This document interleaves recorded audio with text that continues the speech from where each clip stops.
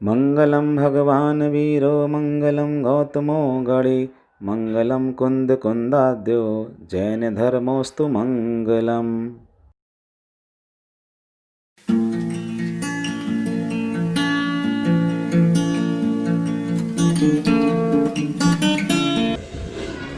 मंगलम भगवान वीरो मंगलम गौतमो गणे मंगलम कुंद कुंदाद्यो जैन धर्मोस्तु मंगलम। भले अनंतानंद परम शुद्ध भगवान की जय। विश्वभावी 24 तीर्थंकर भगवान की जय। 1008 विमलनाथ भगवान की जय। व्रत महाराज की जय। अहिंसामय विश्व धर्म की जय।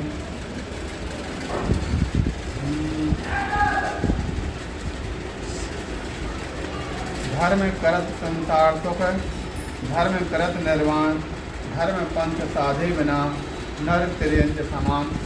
किसी कवि ने दोहा लिखा, बहुत अच्छा वो कथन किया।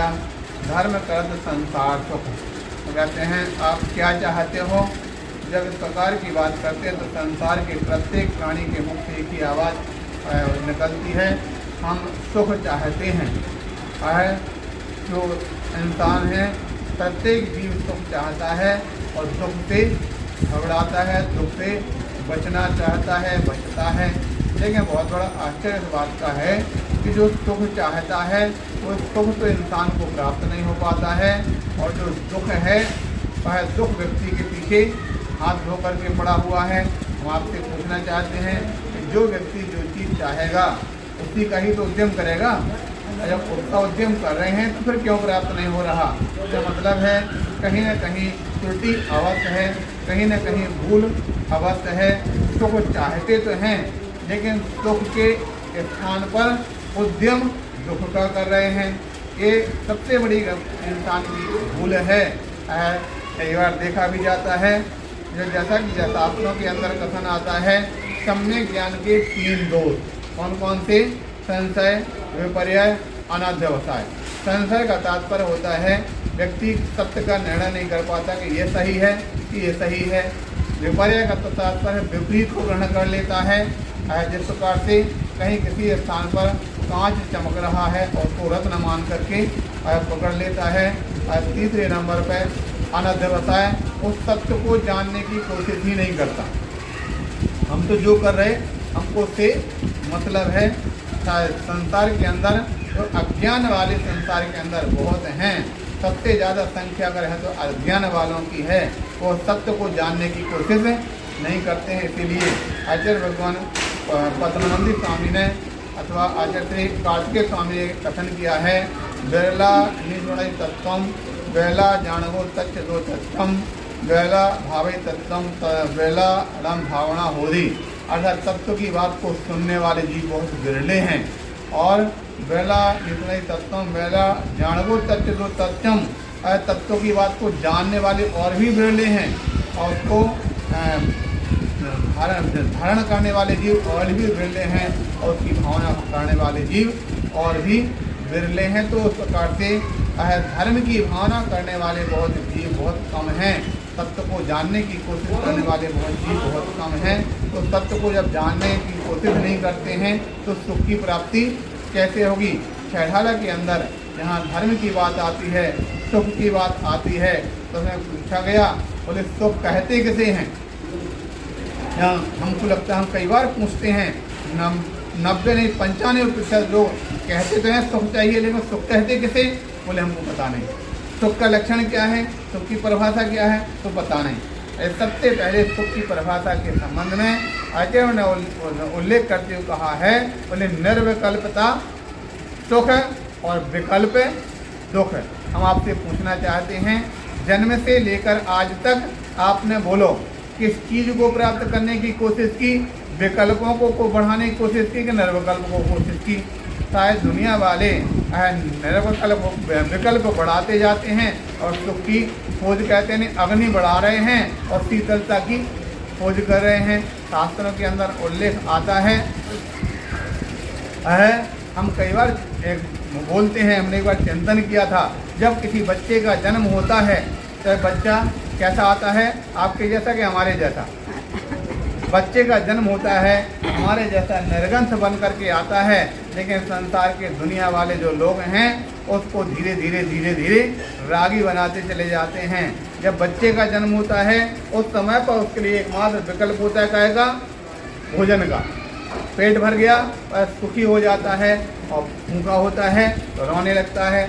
थोड़ा सा जैसे जैसे बड़ा होता है उसकी पहचान बढ़ती है, पहचानने लगता है मेरी माँ है, ये मेरी माँ नहीं है। मैं माँ मिल जाती तो सुखी हो जाता, नहीं मिलती तो दुखी हो जाता है। कुछ समय बाद अपने घर के परिवार के लोगों को पहचानता है, सब मिल जाते सुखी हो जाता, नहीं मिलती तो दुखी हो पाता है। और बड़ा होता है, स्कूल पढ़ने जाता है, स्कूल में मित्र बन जाते हैं, मित्र मिल जाते तो सुखी हो जाता, नहीं मिलते तो दुखी हो जाता। कुछ समय बाद और बड़ा होता है, शादी संबंध हो जाता है अथवा रिश्ते संबंध बनते हैं तो रिश्तेदार मिल जाते हैं, सुखी हो जाता है, नहीं मिलते तो दुखी हो जाता है। हम आपसे पूछना चाहते हैं, अभी तक जब तक शादी नहीं हुई तब तक अपने स्वयं की चिंता थी, स्वयं का ही विकल्प था, और शादी होने के बाद अब कितने विकल्प, कितना हो गया, कितनी चिंता हो गई, 4 गुनी। अभी स्वयं तो 1 गुनी है, लेकिन पत्नी की चिंता 3 गुनी बढ़ जाती है, तो 4 गुनी उसके लिए चिंता बढ़ जाती है, 4 गुने विकल्प बढ़ जाते हैं। बताइए, हम आपसे पूछना चाहते हो क्या चाह रहा, सुख चाह रहा है ना। तो पहले उसको पहचान की चिंता थी, तो आज थोड़ा सा बड़ा होता है, पढ़ने लिखने की चिंता, पढ़ लिख कर डिग्री प्राप्त कर लेता तो डिग्री करने वाले नौकरी की चिंता, नौकरी अगर मिल जाती है तो छोकरी की चिंता, और छोकरी मिल जाती है तो आगे चल करके और सब रिश्ते संबंधियों की चिंता। तो कहने का तात्पर्य है विकल्पों को तो बढ़ाते हैं और शांति की कोशिश करते हैं। प्यारे बंधु, भगवान महावीर का सिद्धांत कहता है कि हम सत्य को जानने की कोशिश करें, तभी हमारे जीवन में शांति और सुख की प्राप्ति हो सकती है। कैसे होगी, तो धर्म करत संसार सुख, धर्म करत निर्माण, धर्म करने से संसार सुख मिलेगा और धर्म करने से ही निर्वाण की प्राप्ति होगी। निर्वाण की प्राप्ति में कारण आप जान रहे हैं, आज उत्तम संयम धर्म है, और मोक्ष मार्ग को प्राप्त करने के लिए सबसे पहले रत्नात्रय की प्राप्ति के बाद कहीं सम्यक दर्शन, यानी हमको पहले धर्म में श्रद्धान प्राप्त करना पड़ेगा, फिर सम्यक ज्ञान, हमें क्रिया कैसे करना उसका ज्ञान प्राप्त होना चाहिए, फिर उसके बाद चारित्र की प्राप्ति, और चारित्र की प्राप्ति जो होती है तो चारित्र में हमारे लिए क्या छोड़ना और क्या ग्रहण करना, छोड़ने योग्य पदार्थों को छोड़ना, ग्रहण करने पदार्थों को ग्रहण करना, इस प्रकार की साधना ही व्यक्ति के जीवन में मुक्ति की प्राप्ति कराने वाली होती है। इसीलिए आपने सुना होगा, एक लाइन बोला करते, संबर सहित करो तब प्राणी मिले मुक्त रानी, इस दुल्हन की यही सहेली जाने सब ज्ञानी। बोले संबर सहित करो तब प्राणी, सत्वर सूत्र के अंदर कथन किया, संबर के हेतु भुक्ति, समिति, धर्म, अनुप्रेक्षा, परिचय, जय, चारित्र, ये सब संबर के हेतु हैं, और तब निर्जरा का हेतु है। तो कहने का तात्पर्य है कि हम संवर्ष के लिए पहले भुक्ति, समिति इत्यादि का पालन करें, और उससे विशेष निर्जरा करने के लिए सबका पालन किया करते हैं। इस प्रकार से आप वर्तमान में चल रहा पर्यूषण पर्व में, पर्यूषण पर कोई कभी खड़े न कर, लेकिन पर्यूषण पर्व में अवश्य ही तप की साधना लोग किया करते हैं। तप की साधना के क्रम में हमारे मुनि विशाल सागर हैं, यह भी उनके बहुत अनेक प्रकार के तप साधना आज से नहीं, जब से यह घर में रहते थे, घर में ही पहले उन्होंने कई बार 10 लक्षण 10 पर्वों के व्रतों को किया है। उसके साथ संग में रहते हुए अनेक प्रकार से कभी मौन की साधना रखते हैं, कभी खड़े होकर के ध्यान रखने की ध्यान करने की साधना करते हैं, तो कभी व्रतों की साधना करते हैं। अभी हम लोग जब से यहाँ पर कंपला जी में आए थे 21 मार्च को, उसके कुछ दिन बाद से ही उन्होंने अपनी तप की साधना करना प्रारंभ किया था, और उन्होंने उस समय से, यानी कहने का तात्पर्य है लगभग वैशाख के महीने में भगवान महावीर को केवल ज्ञान कल्याण के दिन प्राप्त हुआ था। उस दिन से उन्होंने अनाज का त्याग किया, तब से लेकर अब तक 4 महीने हो चुके हैं। सबसे पहले उन्होंने 66 दिनों तक 64 रिद्धि व्रत की साधना की थी। उसके पश्चात 32 व्रत एक किए थे, वह मतलब इसके 16 कांड के किए थे। अभी 10 लक्षण पर चल रहा, उसके 1 आहार और 2 उपवास, इस प्रकार से 10 दिनों की साधना इस प्रकार से उनकी चल रही है। इसके अलावा बीच बीच में कितने सारे व्रत, जो भी व्रत होता है कोई न कोई व्रत समय समय पर करते रहते हैं। इस प्रकार से उनकी साधना दिन प्रतिदिन वृद्धिंगत होती चली जा रही है। साधना के साथ उसका महापारणा 4 सितंबर को इस स्थान पर होगा।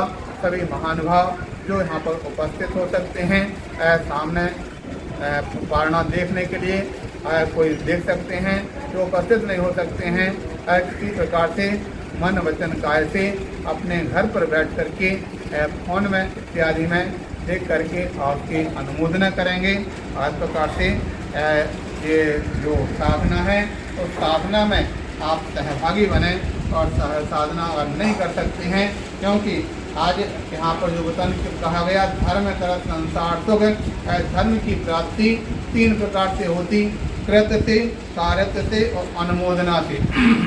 आज जो कर रहे हैं उनके लिए कोई शक्तिवान है वो कर लेते हैं, जो नहीं करते हैं तो कराने में सहयोगी बनते हैं उनकी साधना में, जो कराने में भी सहयोगी नहीं बनते हैं और अनुमोदना करते हैं। वो अनुमोदना करने से इतना पुण्य का संचय होता है कि अगले भाव में ऐसी शक्ति प्राप्त हो सकती है कि वो स्वयं भी कर सकते हैं। किंतु आज जो न करते हैं, न कराते, न अनुमोदना करते, उनके जीवन में कोई ऐसी शक्ति प्राप्त नहीं हो पाती है। इसलिए प्यारे बंधुओं, अपने जीवन में धर्म की भावना धारण करते हुए संयम को पालन करें।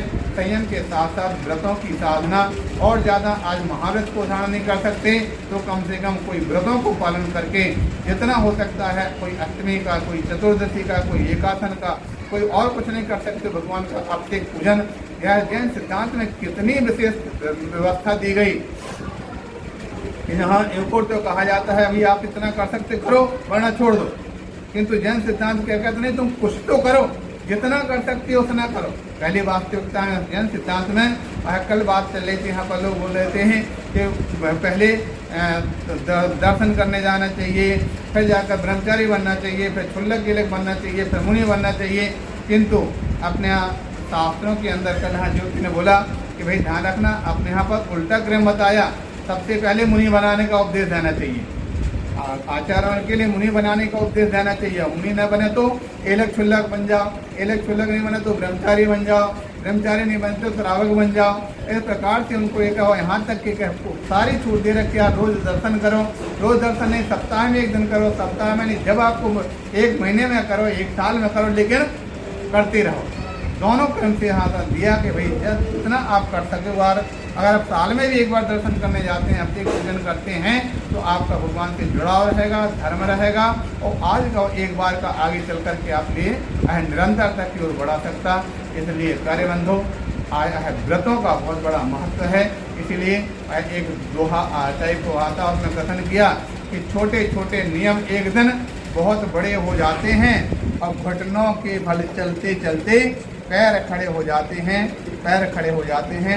इसलिए छोटे छोटे नियम भी एक दिन बहुत बड़े होकर के अणुव्रत से महाव्रत से मुक्ति रूप प्राप्त कराने वाले होने वाले होते हैं। ऐसे व्रतों का पालन हम अपने जीवन में करें, अपने जीवन को मंगलमय बनाएं। बोले 1000 श्री आदिनाथ भगवान की जय। आज जैसे कि बता गया था आप सबको, आज का दिन कितना संयम दशमी, धूप दशमी। धूप दशमी का मतलब क्या होता, आज सुबह आपने देखा होगा जो विधान किया गया था उसमें सिद्ध परमेष्ठी विधान अथवा अष्टकर्म निवारक जो विधान किया गया था, उसमें 8 कर्म की जो प्रकृतियां हैं, एक एक कर्म प्रकृति के 6 करने की भावना से सिद्धों की आराधना की गई थी। इस प्रकार से वो विधान किया गया था। साथ ही साथ किसी ने नमोकार मत विधान किया, किसी ने शांति विधान किया, किसी ने तत्वार्थ सूत्र विधान किया। सभी अपने अपने हिसाब से विधान करके और पूजन भक्ति करते हैं, और पूजन भक्ति के साथ साथ व्रतों की आराधना भी लोग अपने हिसाब से करते हैं। यह आज की गई व्रतों की आराधना, पूजा भक्ति आराधना आपके उस धर्म से के पास जुड़ेगी जो आत्म धर्म को प्रकट करने में सहभागी होगी। हमारा सभी के लिए आशीर्वाद। धर्म की भावना से जुड़ें, आत्म कल्याण की भावना से जुड़ें, और आत्म कल्याण की भावना जीव को कल्याण के मार्ग पर ले जाएगी।